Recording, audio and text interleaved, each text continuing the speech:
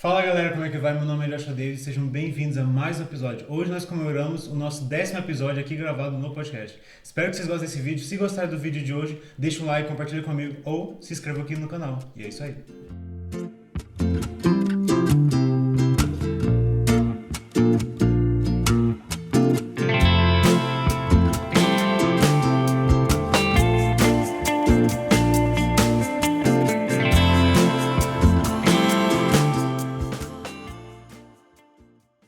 E hoje, pessoal, nós vamos falar sobre um assunto muito importante que a Julinha já vai explicar o que é.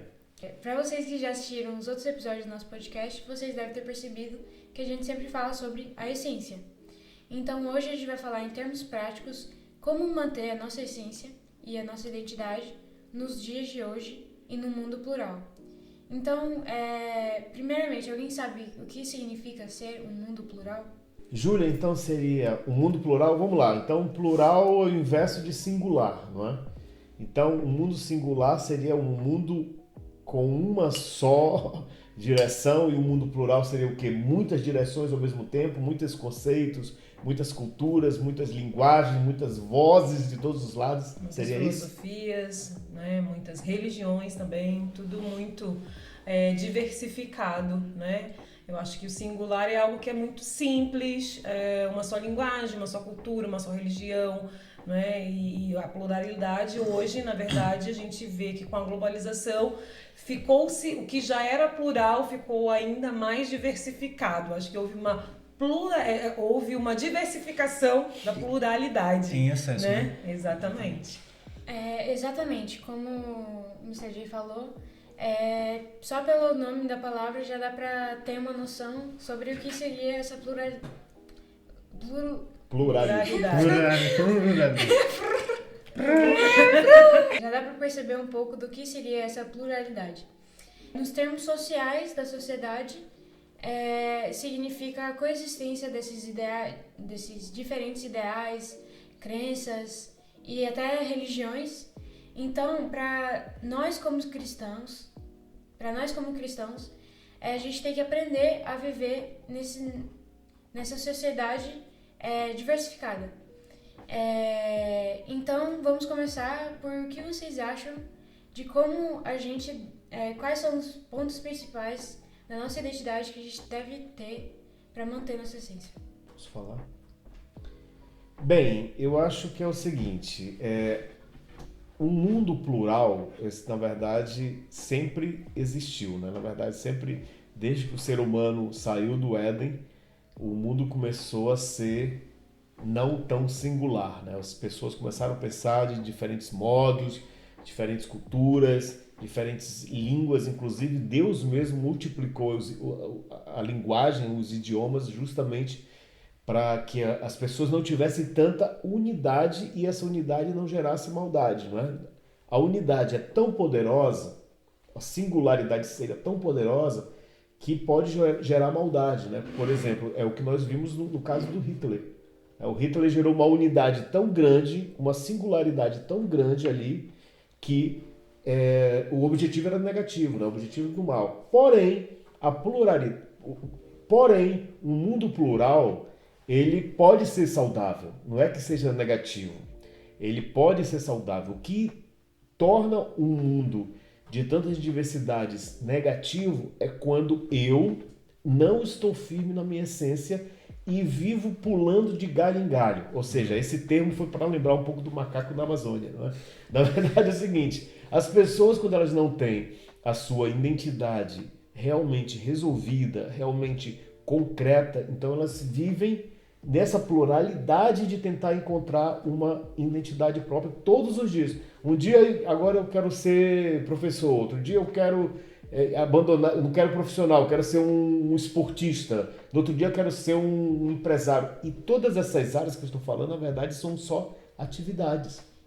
Agora, imagine só o interior dessa pessoa, né? Ou seja, eu não vejo um problema o mundo ser plural. O que eu acho que existe, que é extremamente prejudicial, é as pessoas não terem uma essência singular, não é? Ou seja, a sua essência tem que ser singular, ela precisa ter um início, meio e fim com aquela bandeira, com aquele objetivo, com aquela direção. Agora, o mundo plural sempre vai existir e que, na verdade, agora multiplicou-se mais ainda, né? E lembrando também que, por exemplo, quando a gente fala em singularidade, quem vai trazer uma cultura só, uma religião só, vai ser o anticristo, né? Então a gente não está aqui defendendo um mundo singular ou um mundo plural, não. Eu acho que a beleza de Cristo é realmente essa de que ele falou para... Lógico que ele focou para os judeus, mas ele falou com várias pessoas de várias religiões, de várias culturas, né? Tanto é que um dos casos mais exemplares disso é a mulher samaritana, que não era judeia. O ministério de Cristo, ele realmente era um ministério multicultural, era um ministério que abrangia muitas coisas. A gente não tem... Eu acho que um erro nosso é a gente querer simplificar tudo, falar assim, não, a gente só precisa ter uma só identidade, né? Não, cada um tem a sua identidade. E quem vai trazer essa singularidade vai ser o anticristo, né? Então a gente não está defendendo isso, pelo contrário. O que é a beleza do mundo é isso, né? A gente ser todo mundo diferente, todo mundo ter suas personalidades, todo mundo ter suas identidades e suas ambições.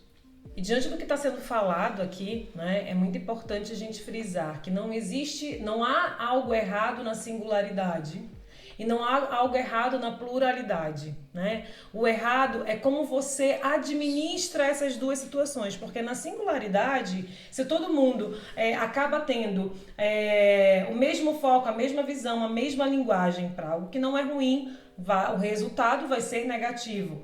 O contrário, também da mesma forma. E na pluralidade de você não encontrar a sua autenticidade, que é isso que a gente percebe muito, principalmente nos adolescentes e jovens que estão nessa formação de identidade, que eles acabam por perder a sua autenticidade. Eles acabam experimentando muito dessa pluralidade, são muitas opções, são muitos formatos de posicionamento, de identidade, e eles acabam se perdendo e esquecendo de se descobrir, de saber quem eles são.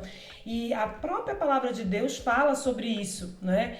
Que é um só corpo, mas esse corpo ele é feito por muitos membros. Não é?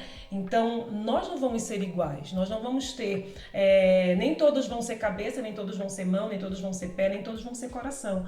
Cada um vai ter o seu posicionamento e a gente precisa, para ter a sensação de realização, de cumprimento de propósito, a gente realmente se sentir dentro da nossa missão, sentir que estamos contribuindo algo para a sociedade, para a humanidade, isso só vai ser possível se nós entendermos qual é a nossa identidade e termos a nossa autenticidade, sermos autênticos, sermos verdadeiros.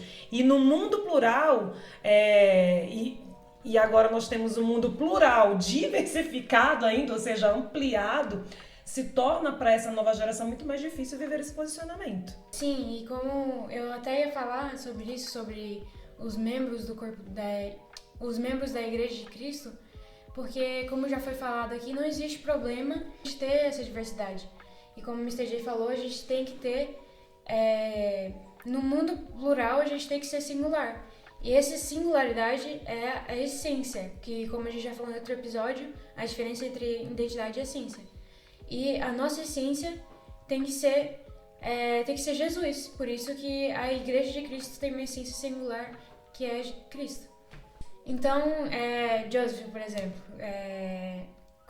quais são as dificuldades que você enfrenta com o mundo plural? Eu acho que às vezes é expectativa. Tipo, as outras pessoas têm expectativa de algo que você não tem expectativa. Por exemplo, pessoas de outras culturas podem chegar num país e todas essas pessoas desse país esperam que vão aceitar logo a cultura. Claro que uma pessoa que está imigrando, é bom ela estar aberta à nova cultura, mas nunca abandonar de onde ela veio. Então, às vezes, a expectativa das outras pessoas acabam trazendo uma pressão sobre essa pessoa. Eu acho que isso acaba sobrecarregando a pessoa. Quando a gente fala no mundo plural, por exemplo, globalizado, né, a gente pensa também, que nem Deus falou, imigração, mas a gente também pode pensar em internet. Né? A gente pode pensar em tudo que se envolve internet. Eu hoje posso estar conversando com uma pessoa do outro lado do mundo. Com outra né? cultura. Com outra cultura e tudo mais. Então, eu acho que também a gente tem essa perspectiva de quem nós somos e de quem nós estamos firmados. Porque se a gente está firmado e a gente sabe quem nós somos, não importa se eu vou para um lugar que tem uma cultura completamente diferente da minha, se eu vou para a China, se eu vou para o Japão, se eu vou para os Estados Unidos, não importa. Porque quem eu sou e onde eu estou firmado são fixos, isso não vai mudar. Agora, tudo em volta vai variando, pode mudar. Eu posso ter um gosto por, sei lá, comida japonesa, né? Isso não vai mudar quem eu sou. pode mudar meu gosto, pode mudar talvez a economia, né? Quanto é que eu vou gastar de comida, mas não vai mudar quem eu sou, né? Então é realmente a gente ter esse ponto fixo. Se a gente firma isso, essa única coisa que é quem nós somos, são duas coisas no caso, então, quem nós somos e quem nós estamos firmados, pronto, o resto vai evoluindo, né? Pois é, como o Douglas falou, eu acho que a principal dificuldade de viver nesse mundo globalizado é essa pressão para se conformar, para ser aceito, para se encaixar nesses padrões da sociedade, né? E outra dificuldade que eu vou acrescentar também aqui pode ser até a perseguição ou a ridicularização das suas crenças, né? Porque na internet também, até com a nossa religião, né? Com os ideais de Cristo, podemos ser muito perseguidos e ridicularizados. Mal interpretados. Exatos, tudo é retirado do contexto e usado contra a gente. Então, Mr. J, você já se sentiu perseguido ou ridicularizado por suas crenças? Sim, já senti, mas eu acho que parte do princípio também do seguinte: todo ser humano que se baseia em comparação, ele está se baseando em que a sua própria expectativa vá agradar o outro. Por exemplo, o que está acontecendo hoje no mundo é que as pessoas elas não têm um padrão, elas não buscam um padrão de acordo com a sua essência. Elas buscam o quê? Elas buscam um padrão de acordo com o fulano de tal. Por exemplo, o fulano de tal é piloto de automóvel, piloto de corrida de Fórmula 1. E aí então você começa a ver aquele brilho e você quer alcançar aquela meta. E essa meta não tem nada a ver com sua essência. E aí quando vem a perseguição, o que acontece? A perseguição nada mais é do que o medo dessa pessoa que não tem autoconfiança. Porque a perseguição pode vir por todos, em qualquer situação, seja cristão, seja um profissional, seja na família. Quando você está inabalável porque você não está se comparando com o outro, então a sua mentalidade está selada, ela está blindada. Quando você se abre para uma comparação exterior, você deixa uma alta expectativa daquele caminho e você está aberto ao quê?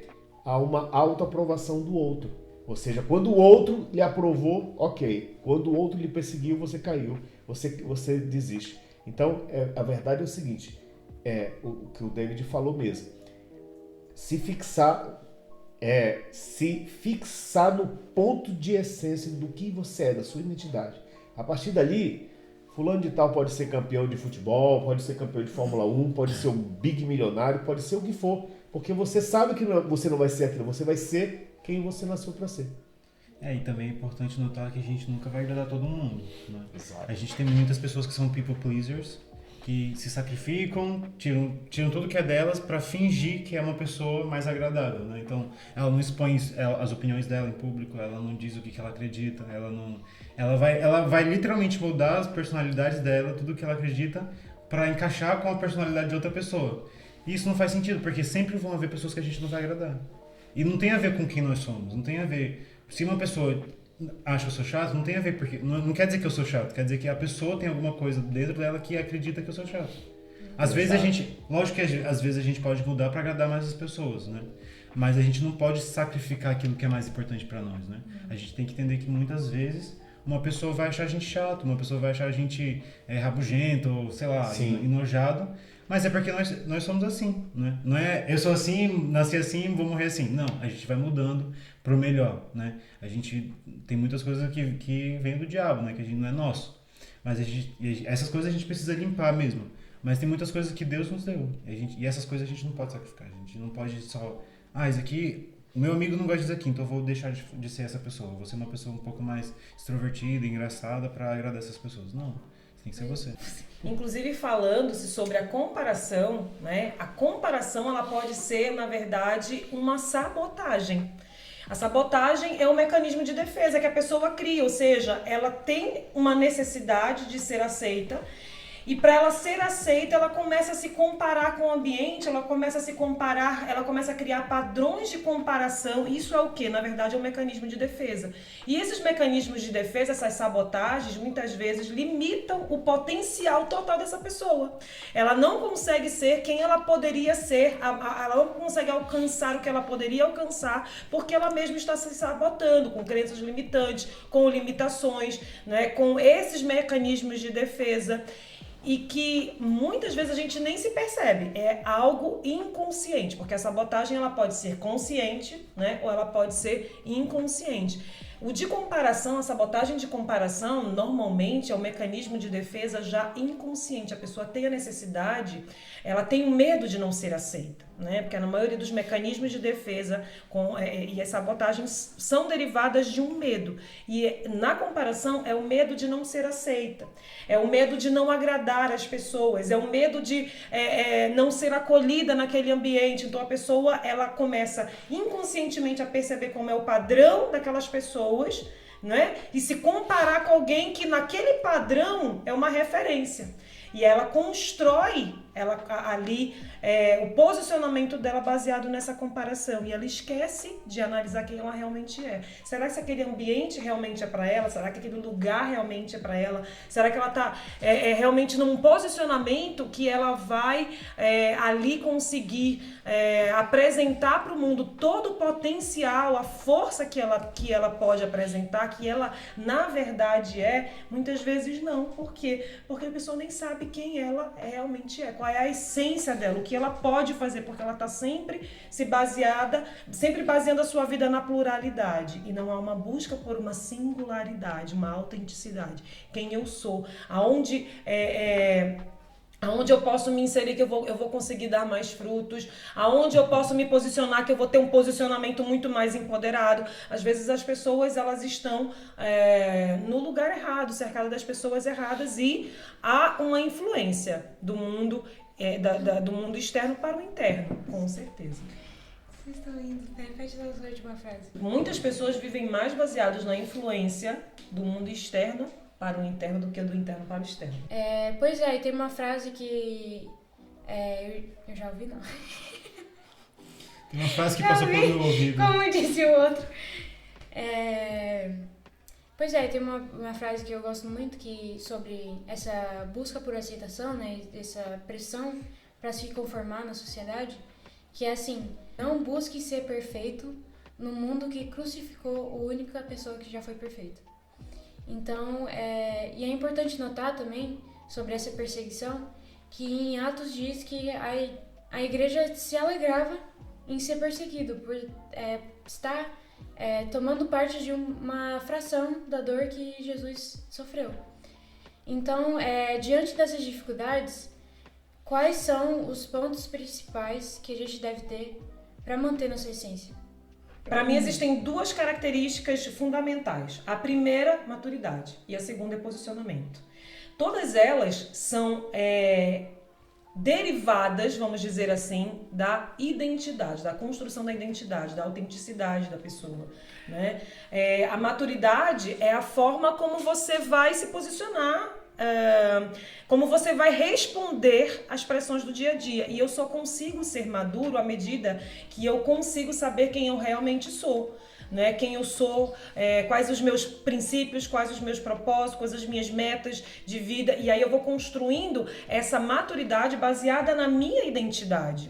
A maturidade é que vai me permitir, diante das situações, diante do cenário, que muitas vezes pode ser contrário, né? Mas eu sei quem eu sou, eu já alcancei essa maturidade da minha identidade, eu sei quem eu sou, quais são os meus princípios, os meus propósitos, e princípios são imutáveis, a gente não negocia princípios. Se esses são os meus princípios, eu não posso negociar baseado no ambiente onde eu estou inserido naquele momento, né? São imutáveis, são os meus princípios. Meus propósitos é aquilo que eu quero alcançar, onde eu quero chegar. Então, quando eu tenho essa maturidade dificilmente eu vou sucumbir à pressão, eu vou ceder à pressão. Mas eu só alcanço essa maturidade se eu realmente já estiver ali numa jornada de descoberta de identidade, se eu tiver uma autenticidade. Se eu não tiver essa autenticidade, normalmente a tendência de eu flexibilizar por conta do meio, eu ser influenciada pelo meio é muito grande. E a outra é o posicionamento. Por que o posicionamento? Né? Porque eu posso até ter maturidade e não me deixar influenciar pelo meio, mas se eu não tenho posicionamento, muitas vezes eu não sou influenciada, mas eu também não consigo influenciar. Eu não consigo trazer resultado, eu não consigo fazer uma diferença naquele ambiente. Então é preciso ter maturidade para você realmente não ser facilmente influenciado e você ter um posicionamento que as pessoas saibam que naquele ambiente quem você é. Porque daí você tem uma posição e as pessoas vão respeitar a sua posição. Né? Você vai, mesmo que você possa não ser uma influência tão grande naquele ambiente, pelo menos você vai ter um posicionamento que faça com que as pessoas te respeitem. Então, você coloca ali um limite, não é? Então, a influência daquele ambiente, ela vai sempre se deparar com aquele limite do teu posicionamento. De você dizer, olha, eu sou essa pessoa, até aqui você pode chegar. É como o Dr. Phil fala, né? Você tem que ensinar para as pessoas como é que você quer ser tratado, né? Primeiro pela forma como você trata as pessoas. Então é importante a gente dar aqui também o ressalve do respeito. Exatamente. Né? Mas também pelos limites e pela autoridade que a gente tem que exibir nos ambientes, né? Porque muitas vezes a gente vai estar num ambiente onde tudo à nossa volta vai dizer o contrário, né? Quando a gente olha, por exemplo, para os reis de Israel e de Judá, ou por exemplo, para um caso mais prático de Isaías, né? Isaías era um Isaías contra 500 profetas de Baal. São 500. A gente às vezes não tem essa perspectiva na vida real, mas 500 pessoas eu acho que enche uma pequena igreja. Não é uma pequena igreja não, uma igreja grande. Média para grande, né? São 500 pessoas ali falando, adorando um Deus e falando daquele Deus, os reis adorando aquele Deus, os governadores adorando aquele Deus, todo mundo ali em volta daquele altar e só tava ele, um Isaías só, né? Então, Isaías? Não era Elias. Pois é isso que eu tô pensando que eu falei. Não, gente, Elias, pronto. Então fala de novo. Não, deixa assim. E pois é, só tinha um Elias, né? E quando a gente pensa assim, cara, eu vou ter que estar aqui, adorar um Deus enquanto tá todo mundo ali do lado, né? Então, realmente a gente também tá preparado para primeiro exibir autoridade. A gente tem que ter confiança no nosso Deus, a gente tem que ter confiança de que o nosso Deus vai suprir e de que ele vai estar lá, porque a gente está aqui para exaltar o nome dele, né? Então ele vai estar lá para cumprir a parte dele, de mostrar o poder dele. Né? E a história se repete com Sadraque, Mesaque e Abednego. Ela vai se repetindo em todos os momentos, situações, né? E se repete hoje na vida, porque Exato. Na vida você pode muitas vezes estar num lugar que você se posiciona como filho de Deus. E você está num lugar que muitas pessoas não aceitam, mas o teu posicionamento, os teus frutos vão dar um resultado, né? E é muito importante, a segunda coisa que eu ia falar, a primeira autoridade, e segundo, também a gente está preparado para ser rejeitado, né? E é muito fácil falar, né? A gente precisa ser rejeitado como Jesus foi rejeitado. Muito mais difícil é uma pessoa realmente ser rejeitada, né? Eu acredito que se uma pessoa não está sendo rejeitada semanalmente pela crença dela, ela não é um cristão de verdade. Eu até acho que é mais provável você ser mais rejeitado do que aprovado. O que eu sempre digo é o seguinte: você tem que se preparar para ser negado, você tem que se preparar para ser rejeitado, você tem que se preparar para a derrota. Por quê? Porque nós já nascemos com uma natureza de vencedor. Nós já nascemos com uma natureza de filho. O filho sempre recebe do pai, não é? Qual pai que o filho pedindo pão vai lhe dar pedra? Ou seja, sempre o pai vai dar uma resposta para o filho, uma provisão para o filho. Agora, quando o pai nega, ou seja, a nossa natureza não está preparada para receber um não. Então, nós, na verdade, temos que nos preparar mais para o não e para a derrota do que para a vitória. Para a vitória, todos já nasceram já pronto. Se você vencer, você já sabe como se comportar quando vencer. Agora, quando você perde, realmente você não está preparado. Então, de forma prática, tudo que nós estamos falando aqui, parece assim até que são pessoas que já têm uma jornada na vida cristã, e realmente somos, não é? E realmente já passamos por uma jornada, porém, e aquela pessoa que está hoje começando, aquela pessoa que está hoje traçando a sua jornada espiritual, como é que ela vai lembrar dessa praticidade? E aí eu lembrei de uma experiência que eu tive quando eu me converti, que eu fiz o seguinte, eu tinha um marca-página que ficava dentro da Bíblia, não é aqueles marca-página, e um dia, por acaso, eu senti de escrever a minha identidade, quem eu sou, tá? E veja bem, até quando você escrever, você não... é natural que você lembre mais da sua parte negativa. O ser humano lembra mais da parte dele negativa do que da positiva. Então você vai ter que escrever de uma forma até profética, crendo que você vai se tornar aquela pessoa. Escrevi e coloquei na Bíblia porque sempre você vai ser lembrado de quem você é ou de quem você quer ser, né? Então, de forma prática, eu acho que nós temos que ter um farol lembrando todos os momentos, no meio dessa pluralidade toda, Júlia, no meio dessa sociedade cheia de conceitos bons e conceitos maus, pessoas boas, pessoas maus, nós temos que ter um farol ali sempre nos lembrando. Então, de forma prática, eu acho que essa foi a minha experiência. Você pode fazer de outra forma, você pode escrever um papel, colocar na parede, pode escrever no vidro do seu carro, pode fazer uma tatuagem até aqui, escrever, enfim. Como você vai lembrar todos os dias quem você é. Pois é, e esse lembrete de quem nós somos também não é importante só para quem está começando. Às vezes, alguém que já tem uma jornada de vários anos sempre também tem que ter esse lembrete sobre o fixamento da identidade, que nem o Dave falou. Outro exemplo prático é relacionado ao posicionamento. É você chegar num ambiente e ao invés de você chegar e você agir como um 007 e tentar primeiro sentir o ambiente, né? Primeiro tentar se encaixar no ambiente, é você já chegar no ambiente certo de quem você é e se posicionar como quem você é. E eu digo isso por experiência própria. Quando eu cheguei, adolescente, e eu estava ali, né? Eu tinha acabado de tomar minha decisão mesmo por Jesus. E eu troquei de escola e naquela escola eu dizia assim, bom, como é que eu chego? Eu chego, fico ali meio na minha, acho que eu vou ficar meio na minha, vou sentir o ambiente e tal. E eu vi que o ambiente era muito ameaçador para mim. Eu disse, não, eu não posso chegar mais ou menos, eu tenho que chegar sendo radical. Né? Então eu lembro que teve um evento de portas abertas na escola que não precisava de uniforme, aí todo mundo foi ali descolado e eu fui com uma camisa escrito Jesus Cristo.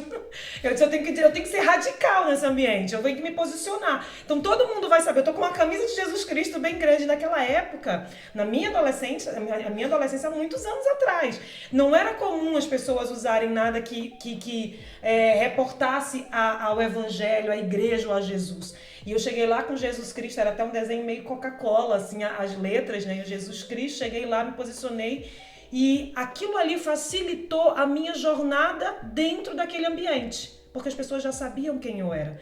Então as pessoas se limitavam a alguns tipos de posicionamento, alguns tipos de conversa, alguns tipos de linguagem desagradável. Alguns tipos de brincadeira desagradável, ou seja, eu me posicionei e impus um posicionamento de respeito. Eu não sei como é que vai ser. Aquilo foi o instrumento que eu tive na minha época, naquele momento, e você tem que pedir ali sabedoria, você tem que exercer sabedoria para você chegar num ambiente e saber como é que você pode se posicionar. Se é num ambiente, por exemplo, empresarial, onde você começa ali a trabalhar, você tem um posicionamento de que se alguém chega com você e diz para você fazer algo errado, que inclusive isso faz parte de muitos testes de caráter de muitas pessoas, né? Elas são ali, é feita uma proposta pela empresa de ela fazer algo errado e na verdade a pessoa ela está sendo analisada, né? E aí você se posicionar, não, eu sou uma pessoa correta, eu não quebro os meus princípios. Então, às vezes, você precisa chegar num ambiente, principalmente se o ambiente é novo ou se você mudou, você às vezes vai precisar chegar num ambiente e se posicionar. Se posicionar de uma forma que represente fortemente quem você é, ou às vezes se você está vivendo uma mudança e você está se reinserindo, você está no mesmo ambiente, mas sendo uma pessoa diferente, é você mostrar que realmente você mudou. Ou seja, o posicionamento Saúde. Não tem problema. Eu tava tentando segurar o máximo Não tem possível. problema. Ou seja, Ou seja, o posicionamento também nos ajuda muito a vivermos a nossa identidade no mundo plural, no mundo diversificado. É como eu me posiciono. Mas para viver esse posicionamento, eu preciso também entender quem realmente fazer esse exercício. Quem eu sou, né? Baseado em quem eu sou, eu me posiciono. Pois é, e pra mim também, pra responder a pergunta do quais são os pontos principais para manter a essência, eu acho que é justamente como já foi falado aqui, o posicionamento. E para dar um exemplo, como o Davi já falou, Elias, ele chegou, mesmo tendo várias pessoas de outras religiões, ele se posicionou. E não só isso, ele até caçoou das pessoas, aonde está seu Deus e tudo mais. Isso foi uma forma de se posicionar. E também, tipo, por exemplo, se você chegar em um local como uma escola ou trabalho e você não se posicionar, como, por exemplo, a mãe já falou, de chegar na escola já falando Jesus Cristo e se posicionando suas crenças, depois podem falar, nem sabia que você era crente. Daí, querendo ou não, você perde um pouco do respeito e autoridade que você poderia ter para falar sobre Jesus depois. Se você ficar primeiro sentindo o clima, sentindo a vibe. Agente 007 de Cristo. Exato. Então, é muito importante se posicionar. Só que, diante disso também, a gente tem que... tem outra questão que a gente precisa levar em consideração também. Que a gente precisa se posicionar, sim, mas como a gente pode mostrar as nossas crenças e falar para as outras pessoas com sabedoria para não ultrapassar os limites da identidade da outra pessoa também, né? Então, quem gostaria de responder? exatamente, Júlia, como, por exemplo, um vegetariano, né? O vegetariano, quando ele sai com uma turma de amigos e vai para uma churrascaria, ele já avisa antes, olha, eu sou vegetariano. Eu vou estar com vocês aqui, eu vou confraternizar com vocês, eu vou beber algum sumo com vocês, mas não vou comer carne. E eu acho engraçado que teve um tempo até que eu passei como vegetariano. E as pessoas me viam como um alien, né? Assim, uma pessoa, não come carne. Eu dizia, não, gente, eu como tudo, só não como carne. Em outras palavras, um cristão, ele vive neste mundo. Inclusive a Bíblia diz, nós podemos viver tudo. Nós podemos fazer todas as coisas. Somos livres, podemos fazer todas, mas nem todas nos convém. Então, eu acho que o cristão ele tem que se posicionar assim, ok, tá, eu não significa que porque eu sou cristão eu sou melhor do que o outro e vou me colocar também como superior, pelo contrário. Santo, né? Não, eu convivo com vocês. Você bebe? Ok, pode beber, eu não bebo. Você come carne? Tá, pode comer, eu como ovo cozido, não é? Mas enfim, a questão é a seguinte, eu acho que é exatamente isso. É muito mais do que só palavras, é mais atitude. Não é? Respondendo a tua pergunta, eu acho que é sermos, como a Bíblia diz, amarmos uns aos outros, mas também entender quem nós somos. E ali nessa atitude, nesse dia a dia, nesse cotidiano, aí as pessoas vão entendendo que existe realmente algo diferente e que não vem de nós, vem do alto. E posicionamento não é você julgar o outro. Muita atenção. Posicionamento não é você excluir o outro. Posicionamento é você dizer, olha, eu sou essa pessoa, mas você não, se posicionar não te dá o direito de fazer acepção de pessoas. Não é? Nós, como cristãos, muitas vezes a gente se posiciona, eu sou cristão, só me relaciono com cristãos, só convivo com quem está dentro da igreja, e a gente esquece de algo primordial, que é o amor. A gente esquece de amar. E muitas vezes o amar requer sacrifícios. Eu sou essa pessoa, eu não vou deixar de ser, eu não vou abrir mão dos meus princípios, eu não vou abrir mão das minhas convicções, mas isso não me impede de amar as pessoas. Ou seja, eu posso continuar me relacionando, desde que eu não me contamine nesse relacionamento. Né? Eu posso continuar amando as pessoas. O que eu não posso é sentar na roda dos escarnecedores e me deixar ser influenciado, né? Fazer aquela convivência fazer parte da minha rotina e achar que aquilo é normal, mas muitas vezes, como Pedro também foi chamado para pregar, né, para os não judeus, E Pedro olhou para aquilo, ele entendeu aquela visão, ele disse, não, mas isso é impuro, eu não posso. Mas ele estava sendo chamado para pregar para aqueles que não eram judeus, e Deus estava dizendo assim, não se pode chamar de impuro aquilo que eu santifico. Não é? Então, a gente tem que entender que o nosso posicionamento não nos dá o direito de sermos julgadores, de sermos santos, de sermos melhores, não nos dá direito a nada disso. Só é um posicionamento no sentido de que eu não vou me permitir abrir mão dos meus princípios. Exato. Né? Eu não vou me permitir ser influenciado, mas eu posso influenciar. E hoje a maior forma de nós influenciarmos, sabe qual é? O amor. O amor, ele quebra qualquer resistência. O amor quebra qualquer dureza de coração. Mesmo se você está num ambiente que você se posiciona, mas você se posiciona em amor, você alcança o respeito das pessoas, as pessoas começam a se desarmar. E você começa a ser valorizado naquele ambiente, você começa a ser respeitado, você começa a ser desejado, você começa a ser almejado no ambiente. Por quê? Porque você é alguém que faz a diferença no ambiente. E uma diferença de forma positiva. Então, eu nunca vi um ambiente que não se abrisse quando você entrava com amor, com respeito, com valorização do outro. As pessoas gostam de se sentirem amadas e valorizadas. Então, quando a gente chega num ambiente que a gente honra o outro, que a gente valoriza o outro, que a gente respeita o outro, muito dificilmente esse ambiente não vai se abrir para você entrar. Exatamente. Então, sobre essa questão de expor suas crenças para os outros com sabedoria, o primeiro, como você falou, é o amor. E alguém tem mais algum ponto que é essencial para transmitir seus ideais com respeito aos ideais do próximo? Eu acho que é muito importante ter humildade, né? Porque, assim, não é humildade no jeito de se submeter ao que a outra pessoa fala. Tipo, a pessoa fala, faz isso, e você vai lá e faz. É humildade de você saber quem que você é, mas saber que você não é melhor do que os outros. Às vezes você pode falar, eu já sou salvo e tenho um Cristo, o resto do pessoal já é do mundo, então eu não vou me relacionar com eles. Mas é essa humildade de lembrar que você não merece o que você tem, você não merece ser salvo por Jesus. E que você talvez você pode ter nascido em Cristo, mas você nunca nasceu com um relacionamento, já perfeito com Cristo. Eu acho que talvez você nunca vai ter um relacionamento perfeito com Cristo. Então é essa humildade de você perceber que você também é falho e que os outros também falham. Eu acho que a humildade, na verdade, toda a ideia de identidade é muito provada no evangelismo. E se você chega no evangelismo falando, cara, tem uma pergunta que fazem muito, que eu não gosto pessoalmente, que é, onde você acha que você vai depois que você morrer? É uma pergunta válida, mas eu acho que, primeiro, ele acaba, talvez, fechando a pessoa, mas ele também mostra um pouco de falta de humildade. Porque é mais ou menos você falando, você vai pro inferno, você vai queimar no inferno, e eu vou viver eternamente.